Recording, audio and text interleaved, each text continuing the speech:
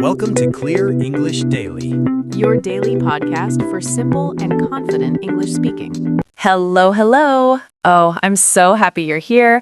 I'm Sarah. And I'm Mike. We were just talking before we started recording about how many people listen to us while they're doing other things. Like maybe you're cooking right now, or commuting, or folding laundry. And that's perfect. We love being part of your day, whatever you're doing. Sarah, I need to tell you something that happened yesterday, and it's been bothering me. Uh-oh, okay, tell me.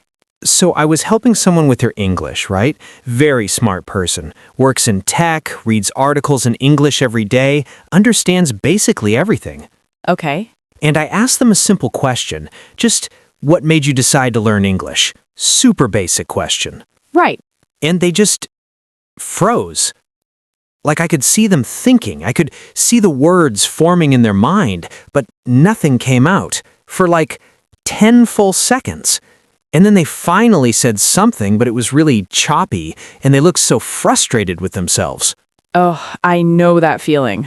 And afterwards they said to me, I don't understand. I've been learning English for 7 years. Why do I still feel like I can't speak? That question? I think thousands of people ask themselves that exact question every single day. And you know what? It's not because they're not smart enough. It's not because they haven't studied enough. There's actually a very specific reason this happens. And once you understand the reason, you can fix it. But most people never figure out what the actual problem is, so they just keep feeling stuck. So today, we're going to talk about exactly why you feel stuck in English, even though you've been learning for years, and more importantly, what you can do about it. Because feeling stuck is the worst feeling. It makes you want to give up, and we don't want you to give up. Okay, so before we dive deep into this, we need to ask you something. If what we talk about today helps you, if it makes something click in your brain, do us a favor. Hit the like button and subscribe. And here's the thing, we're not asking for ourselves. We're asking because when more people find this, more people get unstuck. That's literally the only reason we care about it. And also, drop a comment. Tell us this. The moment I feel most stuck in English is when blank, and it makes me feel blank. Fill in those blanks and be honest, because when you name the exact moment you feel stuck, you've already started solving it. All right, let's talk about why you're stuck. So here's what I think is happening for most people, and tell me if this sounds familiar, Sarah. Go ahead. So you spend hours consuming English. You watch shows, you listen to podcasts like this one, you scroll through English content on your phone, and you understand almost everything. Maybe 70%, maybe 90%. You feel pretty good about it. Right, you feel like you're making progress because you're understanding more and more.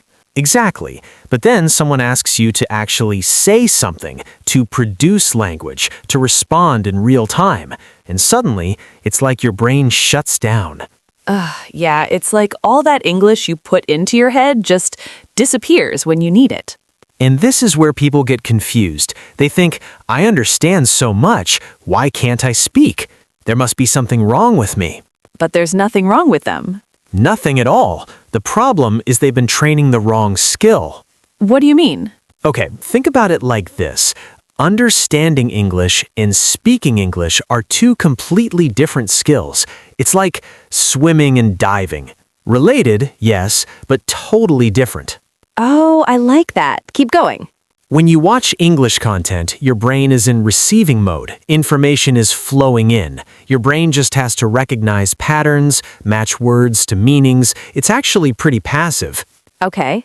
But when you speak, your brain has to be in production mode. You have to choose words, arrange them in order, make sure the grammar's right, pronounce them correctly, and do all of this in real time while someone is waiting for you to answer.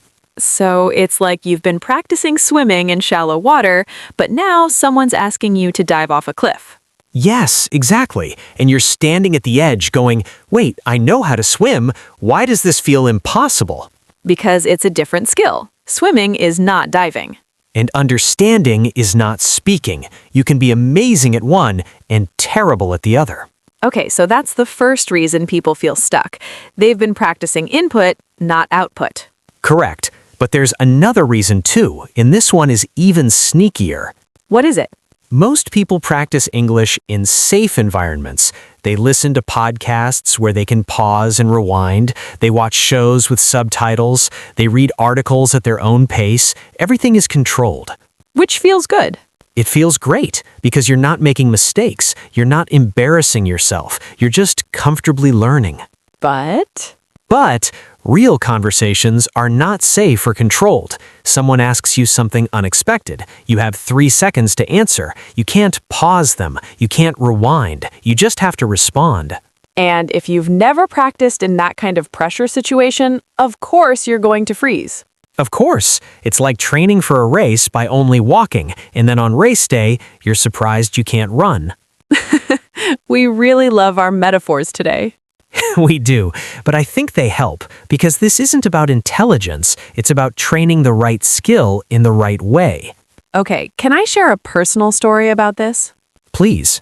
So, a few years ago, I was learning Spanish, and I was doing really well. I could understand TV shows, I could read news articles. I felt so proud of myself. You felt fluent. I felt like I was almost fluent, and then I went to a Spanish-speaking country for work. And on my first day, someone at the office asked me a casual question, something like, "How are you settling in?" Normal small talk. Totally normal, and my mind just blanked. I stood there like a broken robot, and finally I said something like, "Yes, good, thank you." And they looked at me like, "Okay, weird," and walked away. How did that feel? Humiliating, because I had spent months feeling confident, and then in 5 seconds I realized I couldn't actually have a basic conversation. And what did you realize was the problem? I had never practiced responding to unexpected questions. I had never practiced thinking in Spanish under pressure. I had only consumed content. I never produced anything. And that's the exact situation most English learners are in right now. They're where you were with Spanish. Yeah, and the frustrating part is you don't realize it until you're in that moment, until you actually need to speak and can't. So let's talk about how to fix this, because the good news is it's totally fixable. Yes, you're not broken. You just need to adjust your practice. So here's what you need to start doing. And this is going to sound almost too simple, but I promise it works. Okay, I'm ready. You need to practice output every single day. Even if it's just for 5 minutes, you need to produce language, not just receive it. And what does that actually look like? It means speaking out loud, recording yourself, answering questions even when no one asks them, writing your thoughts in English, anything where you are creating language, not just receiving it. So give me specific examples, because I think people hear this and think, okay, but what do I actually do? All right, here are 5 things you can start doing today. Number 1, narrate your actions. When you're making breakfast, describe what you're doing out loud in English. I'm boiling water. I'm pouring coffee. I'm adding sugar. Okay, that's easy. Number 2, answer random questions out loud. Find a list of common conversation questions online. Things like, what did you do this weekend? What's your favorite food? Why are you learning English? And answer them out loud like someone just asked you. So you're practicing responding in real time. Exactly. Number 3, record voice messages to yourself. Open your voice recorder app, pick a topic, and talk about it for 60 seconds. Then listen back. You'll hear where you struggle. That's smart because you become your own teacher. Number 4, read conversations out loud. Not articles, not books, actual dialogues, movie scripts, podcast transcripts, anything with back and forth speaking. Practice both parts. Oh, I love that. You're training your mouth to move the way natural conversations move. Exactly. And number 5, think in English throughout your day. When you're waiting in line, when you're on the bus, instead of thinking in your native language, try to think in English, even if it's messy. These are all things you can do completely alone. You don't need a teacher or a speaking partner. Right. Because the problem isn't that you don't have someone to practice with. The problem is you're not practicing production at all. Okay, but I want to address something because I know what some people are thinking right now. What? They're thinking, if I practice alone and I make mistakes, won't I learn the wrong way? Won't I build bad habits? That's a really common fear, and I get it. But here's the truth. Tell me. Making mistakes while practicing is so much better than not practicing at all. Because here's what happens. When you practice speaking, even if you make mistakes, you're building fluency. You're training your brain to produce language quickly. So you're building speed. Yes, and you can fix accuracy later, but if you never build speed, if you're always too scared to speak because you might make mistakes, you'll never get fluent. So it's better to speak imperfectly than to not speak at all. Always. Because people in real conversations forgive small mistakes. What they notice is hesitation, silence, fear. Those things make conversations awkward. I think that's so important for people to hear because perfectionism is what keeps people stuck. It is. People think, I'll start speaking when I'm ready, when my grammar is perfect, when I know enough vocabulary, but that day never comes. Because you'll never feel ready until you start doing it. Exactly. You get ready by doing, not by preparing. Okay, so let's talk about another reason people feel stuck, and this one is about confidence. Oh yes, this is huge. So even if you practice output, even if you speak out loud every day, you can still feel stuck because of what you believe about yourself. What do you mean? I mean, a lot of people have this belief in their head that says, I'm just not good at languages, or I've been learning for years and I'm still not fluent, so I must not be capable. And those beliefs become self-fulfilling. Exactly. If you believe you're bad at English, you'll feel nervous every time you speak. And when you're nervous, you make more mistakes. And then you think, see, I told you I'm bad at this. It's a cycle. It's a terrible cycle. And the only way to break it is to change the belief. So how do you do that? You collect evidence that the belief is wrong. You prove to yourself in small ways that you can do this. Like what? Like, you have one good conversation in English and you acknowledge it. You say, okay, that went well. I did that. Instead of focusing on the 10 things you said wrong, you focus on the 2 things you said right. And you build from there. Yes. Confidence is not something you wait to feel. It's something you build through small wins. I love that. Confidence is built, not found. Exactly. Okay, let's do a quick summary because we've covered a lot of ground here. Yes, let's recap. Reason number 1, you feel stuck. You've been practicing input, understanding, not output, speaking.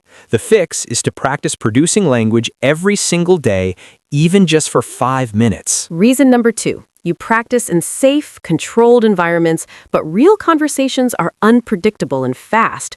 The fix is to practice responding to unexpected questions and thinking in English under time pressure. Reason number 3, you're waiting to feel ready before you start speaking, but you get ready by doing, not by preparing. The fix is to speak imperfectly now, not perfectly later. And reason number 4, you believe you're not good at English and that belief is holding you back.